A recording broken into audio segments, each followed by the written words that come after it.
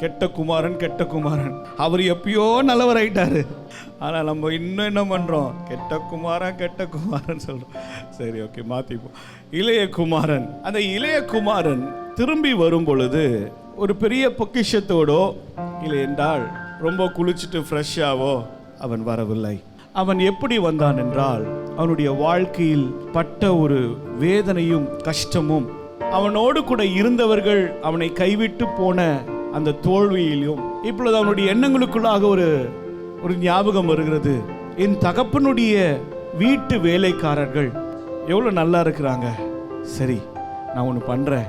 என் தகப்பனுடைய வீட்டில் போயிட்டு ஒரு வேலைக்காரனாவது இருக்க நான் திரும்பி போக வேண்டும் என்றதான ஒரு எண்ணம் அவனுக்குள்ளாக வந்தது.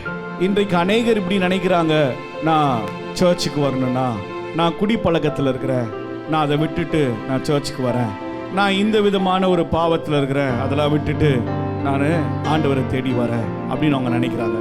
நான் சொல்கிறேன், அவங்களால கடைசி வரைக்கும் வரவே முடியாது. ஆனால் தகப்பனோ, நீ இருக்கிற வரை வாடான்னு தான் ஆண்டவர் அழைக்கிறார். இளைய குமாரன் திரும்பி வரும் பொழுது அவன் எப்படி இருக்கிறான், அவனுடைய லைஃப் ஸ்டைல் என்ன ஆச்சு, அதெல்லாம் பார்க்கவே இல்லை. தகப்பன் போய் அவனுடைய கழுத்தை கெட்டி பிடித்து அவனுக்கு முத்தம் கொடுத்தாராம்.